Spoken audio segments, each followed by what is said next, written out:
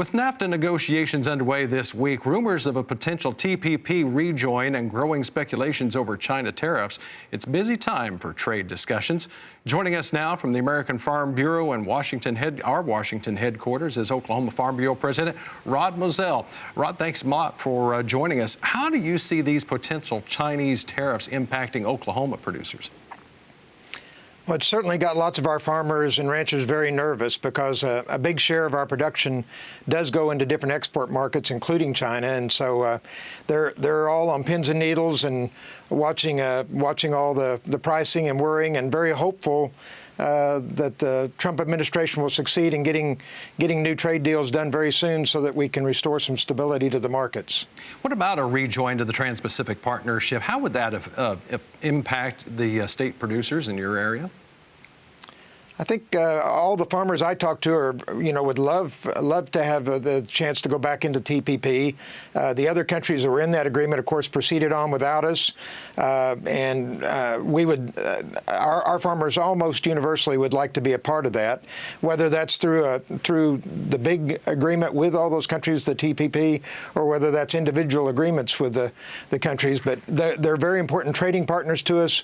We see those as growing markets, and our farmers are just so productive and are very anxious to have access to those markets in Asia. Ideally, what would you like to see then moving forward when it comes to the North American Free Trade Agreement? Well, we're very hopeful that that issue will get settled very soon. And been in Washington the last couple of days, there's a lot of positive chatter at the moment that we are very close. There seems to be a lot of interest in getting that settled before the Mexican elections that are coming up, I think, in June. Sounds like they're down to mainly settling the automotive parts issue and the dairy issue, the Canadian dairy issue.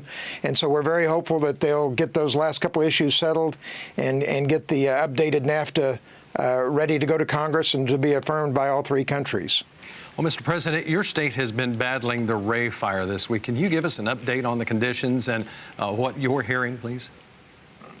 Well, of course, all of us that are Oklahomans, a number of our group are from Western Oklahoma that are here in Washington this week, and a lot of them were nervous about even coming to Washington because of the fire. As of yesterday, it had been well over 400,000 acres that have burned, and regrettably, the winds have come back up yesterday and today, and so there's just so many miles of fire front. There's really no way to get it under containment until we get a good fire, and that area is just desperate for a fire. Many areas having gone 6 or 8 months with it without any measurable rain.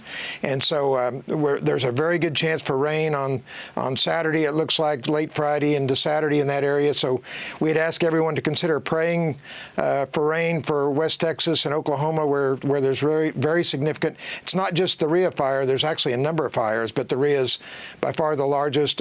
Consider last year we were blessed that people all over the nation stepped up and offered hay to help support our animals in that area that have lost their forage and their pastures to graze on, and the hay that the farms had stored up, or to consider a financial donation. And I might pitch out, if folks that are interested in that, I can give a name and an address for the Oklahoma Farming and Ranching Foundation as another way that folks around the country could help out. Well, we really appreciate it. And we have a lot of that information here that we'll be passing along, and we really appreciate you making time for us. Our thoughts and prayers go out to you and those folks that are affected. Oklahoma Farm Bureau President Rod Moesel, thank you very much for joining us. And thanks, John. All the best to you.